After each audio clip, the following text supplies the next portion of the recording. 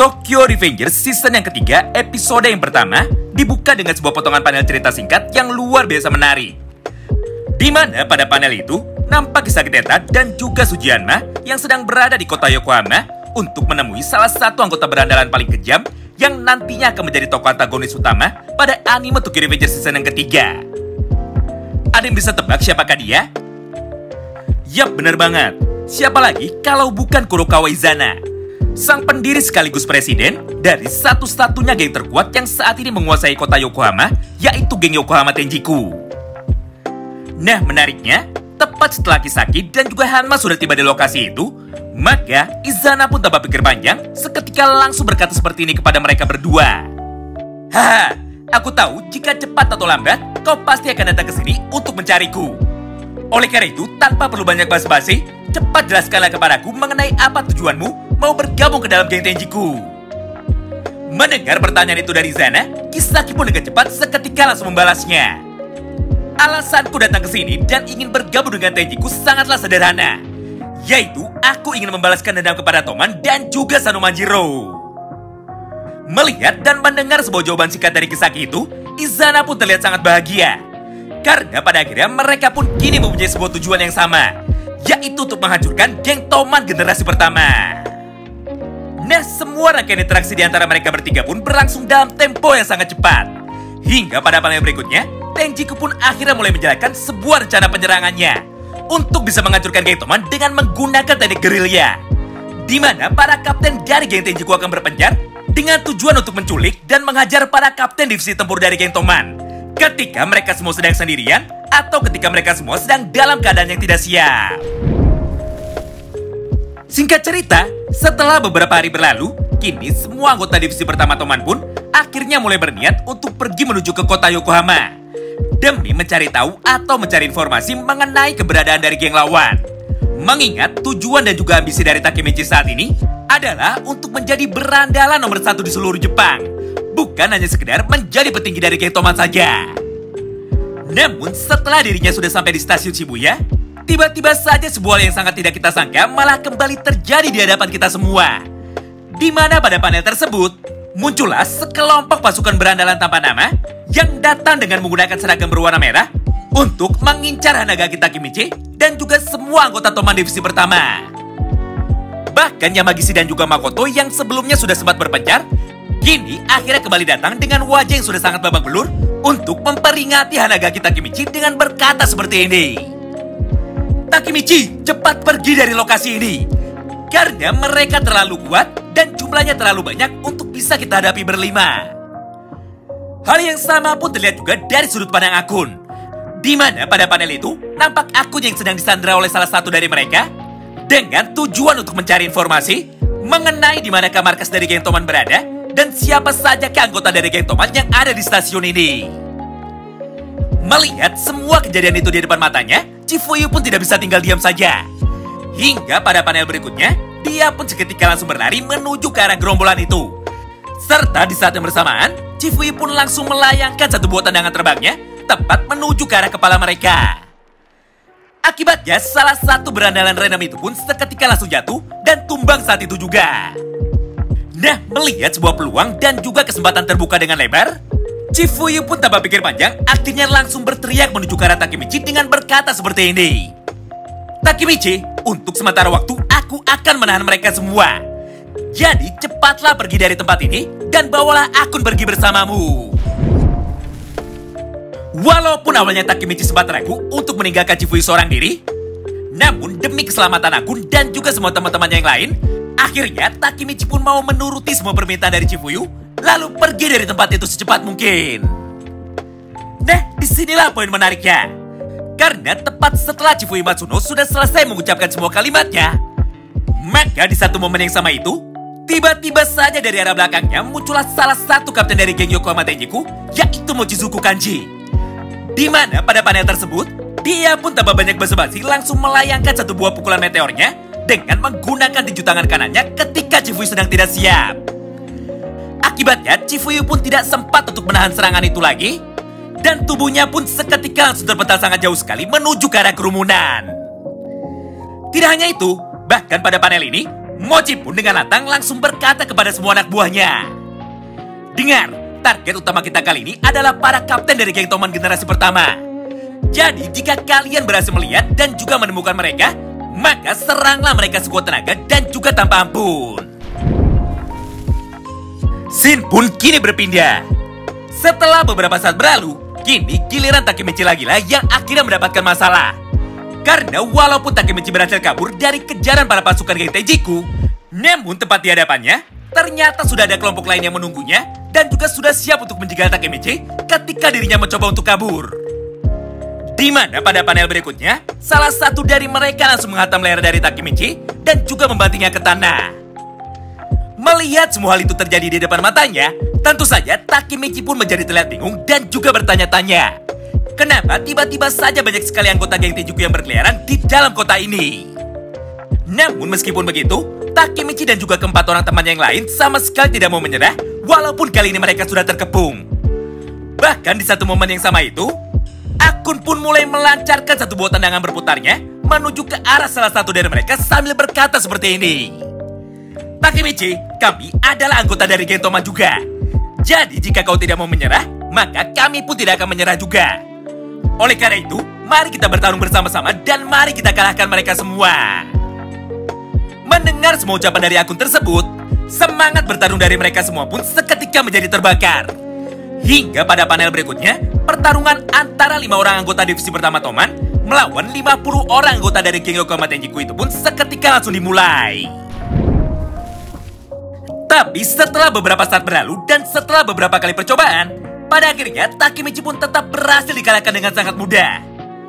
Bahkan di satu momen yang sama ini, Mochi pun sudah berhasil datang untuk menyusul Takemichi dengan membawa tubuh dari Chifuyu Matsuno yang kemudian langsung dia lemparkan menuju ke arah Takemichi. Namun karena menurut Mochi suku Kanji, Takemichi dan Chifuyu bukanlah sebuah halangan lagi, maka akhirnya Mochi pun langsung memilih pergi untuk meninggalkan lokasi itu demi mencari para kapten Toman lainnya yang jauh lebih kuat daripada Takemichi, dan dia pun hanya menyerahkan sisa semua urusan itu kepada para anak buahnya dengan berkata seperti ini, "Dengar, aku akan pergi ke lokasi berikutnya. Jadi sebaiknya kalian cepatlah bereskan masalah ini dan pastikan tidak ada satupun dari mereka yang mampu bangkit kembali sebelum Kakucho datang untuk menyudahi semua pertarungan kita." Nah, walaupun saat ini Mochi sudah tidak berniat untuk terlibat di dalam pertempuran mereka, namun hal itu sama sekali tidak berubah keadaan. Mengingat tanpa adanya Mochi suku Kanji, Takemichi, Chifuyu, dan juga semua teman-temannya yang lain masih harus dihadapi dengan sebuah masalah besar baru. Karena di hadapan mereka sudah terdapat 100 orang anggota geng Tenjiku yang berkumpul, serta sudah siap untuk kembali menghajar mereka semua. Beruntung di tengah ketegangan ini, tiba-tiba saja sebuah hal yang sangat mengejutkan malah kembali terjadi di hadapan kita semua. Di mana pada panel berikutnya, muncullah 2 orang petarung kuat dari geng Toman generasi pertama yang datang dengan menggunakan motornya untuk memecah kerumunan dan menyelamatkan Hanagaki Takemichi. Mereka adalah kapten dan juga wakil kapten dari divisi keempat, yaitu pasangan iblis kembar Toman alias Naoya Kawata dan juga Souta Kawata. Tidak hanya itu, karena pada kesempatan yang sama ini, Angry yang saat itu sudah berhenti lebih dulu seketika mulai berkata seperti ini kepada Takemichi, "Woi, apa kabar Takemichi? Kenapa kau malah terlihat sangat kaget?"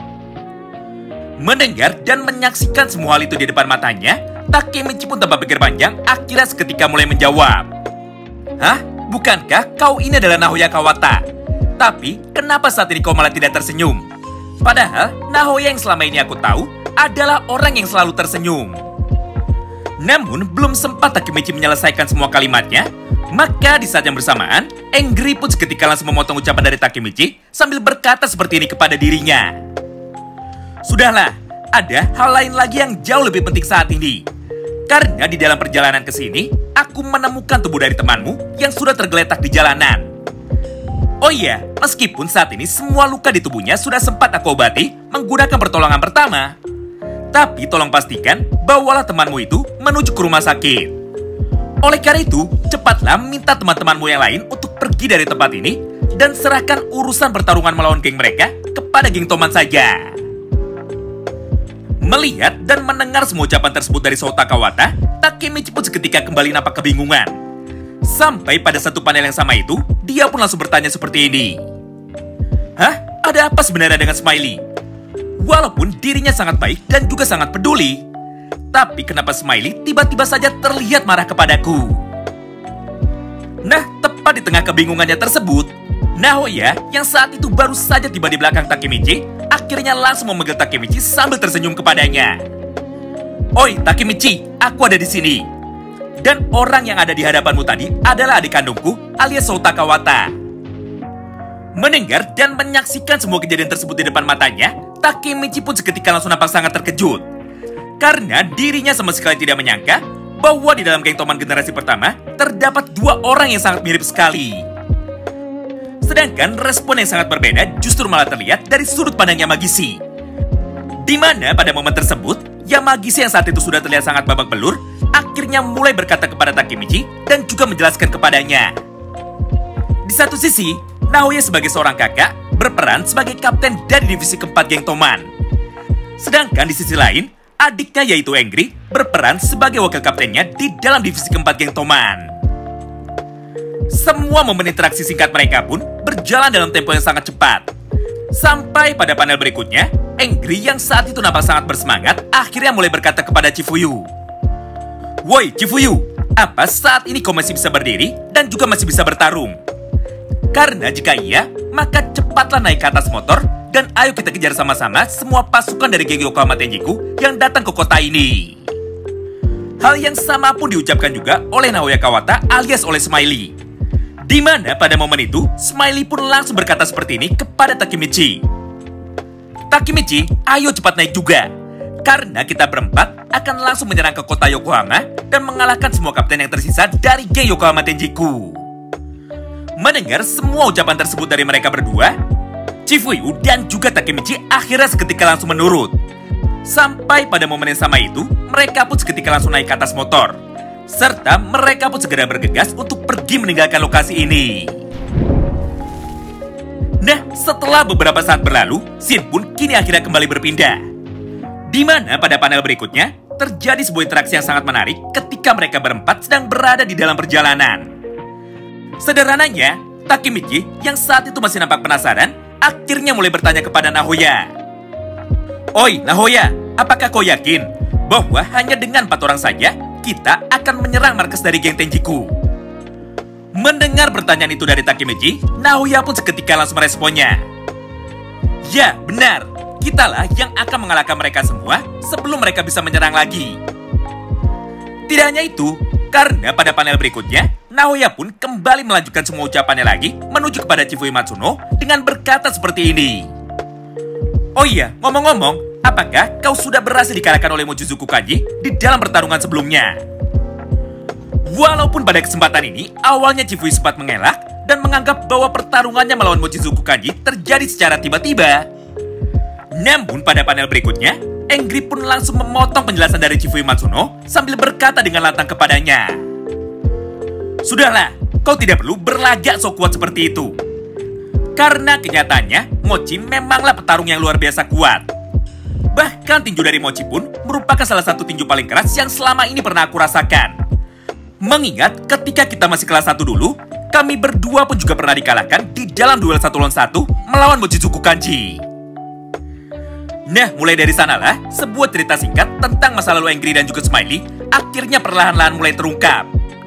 Mengingat pada momen tersebut, Smiley pun dengan penuh ketenangan seketika mulai berkata kepada Chifuyu dan juga kepada Takemichi. "Dengar, sebelum kami berdua bergabung ke dalam geng Toman dan sebelum kami menjadi kapten di dalam geng ini, maka kami pun dulu juga pernah memiliki geng motor milik kami sendiri yang bernama geng Twin Devil. Di mana pada masa itu, Mochilah yang menjadi musuh bebuyutan kami. Karena kenyataannya, kami pun tinggal di satu daerah yang sama dan Mochi pun memiliki geng motornya sendiri, yaitu Kawasaki Jugem." Tidak hanya itu, karena pada panel berikutnya, Engri pun seketika langsung menyambung semua ucapan dari Smiley barusan. Ya, Smiley benar. Walaupun pada dasarnya geng Twin Devil dan juga geng Kawasaki Jugem sama kuat, namun ketika kami melakukan duel 1 lawan 1 melawan Mochizuku Kanji, maka Smiley pun pada akhirnya berhasil dikalahkan dengan sangat mudah. Begitu pula dengan diriku. Mengingat tepat setelah kekalahan dari Smiley, aku pun langsung menantang Mochizuku Kanji untuk mau melanjutkan pertarungan 1 lawan 1-nya. Meskipun pada akhirnya, saat itu aku pun juga bisa berhasil dikalahkan tanpa sempat memberikan perlawanan balik. Intinya, Mochi adalah petarung dari geng Tenjiku yang luar biasa kuat. Jadi tidak perlu merasa malu ketika dirimu berhasil dikalahkan oleh Mochi. Mendengar semua cerita tersebut dari Angry dan juga Smiley, Chifuyu saat itu nampak sedang cemberut, akhirnya kembali bertanya kepada mereka berdua. Hah? Kenapa kalian malah terlihat senang? Padahal kenyataannya kalian juga berhasil dikalahkan oleh Mochizuku Kanji. Nah, di momen inilah, Smiley pun sambil tersenyum menuju ke arah Chifuyu ketika langsung meresponnya. Haha, dengarlah. Kami tidak pernah mau melakukan pertarungan ketika kami sendiri tahu bahwa kamilah yang akan menjadi pemenangnya. Atau dengan kata lain, kami hanya mau melakukan duel ketika kami berhadapan dengan lawan yang jauh lebih kuat saja. Karena dengan begitu, maka jalannya pertempuran pun akan menjadi sulit untuk bisa diprediksi. Serta dengan kondisi yang seperti itu, maka jalannya pertempuran di antara kita akan menjadi semakin menyenangkan. Semua momen diskusi mereka di atas berlangsung dalam tempo yang sangat cepat. Sampai di tengah perjalanan ini, tiba-tiba saja Takemichi dan juga Chifuyu akhirnya berhasil menemukan satu orang anggota geng Tenjiku yang saat itu sedang berjalan sendirian. Menyaksikan semua hal itu di depan matanya, Angry pun tidak bisa tinggal diam saja. Hingga pada panel berikutnya, mereka pun segera turun dari motor, serta tanpa pikir panjang, Angry dan juga Smiley akhirnya langsung berlari dengan cepat menuju ke arah anggota geng Tenjiku itu sambil berkata seperti ini kepada Chifuyu. Woi, Chifuyu, Takemichi, kalian tunggulah di sini. Karena aku akan menangkap anggota dari geng Tenjiku itu dan melakukan interogasi kepadanya. Nah, tepat setelah Angry dan juga Smiley pergi, maka di momen yang sama inilah, Takemichi yang saat itu nampak sangat kebingungan dengan semua tragedi cepat yang terjadi pada hari ini, seketika langsung berkata kepada Chifuyu Matsuno.